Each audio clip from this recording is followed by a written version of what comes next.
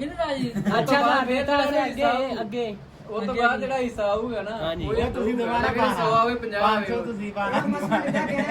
ਤੁਸੀਂ ਮੇਰੇ ਕੋਲ ਕੋਈ ਸਮਝ ਨਾ ਮੈਨੂੰ ਸਮਝ ਆ ਗਈ 1000 ਰੁਪਏ ਉਧਰੋਂ ਹੋ ਗਿਆ ਨਾ ਦਾ ਪੱਕਾ ਹੋ ਗਿਆ ਨਾ 1000 ਅਸੀਂ ਨਹੀਂ ਰੱਖ ਪੰਦਰਾਂ ਨੂੰ ਦੇਣਾ ਹਨਾ 1000 ਵਿੱਚੋਂ ਕੱਢ ਲਿਆ ਅੱਛਾ। 1000 ਤੋਂ ਉੱਤੇ ਜਿੰਨੇ ਲੱਗੀ ਉਸ ਤੋਂ ਬਾਅਦ ਇਹ ਹਿੱਸਾ ਦਊ ਜਿੰਨਾ ਆਵੇ ਲੱਗੇ 50 ਲੱਗੇ 100 ਅੱਲਾ ਕਰੇ 50 ਰੁਪਏ ਹੁਣ 100 ਆਵੇ ਮੈਂ ਦਊਂਗਾ। ਲੱਗੇ 150 ਚਲੋ ਠੀਕ ਹੋ ਗਿਆ ਰਿਕਾਰਡਿੰਗ ਉਹਨੇ ਮੁੱਕਰਨਾ ਨਹੀਂ ਕਿਹੜੀ ਗੱਲ ਯਾਰ ਰਿਕਾਰਡਿੰਗ ਹੋਈ ਜਾਵੇ ਤੇਰੀ ਰਿਕਾਰਡਿੰਗ ਤਾਂ ਕਰਦੇ ਅੱਛਾ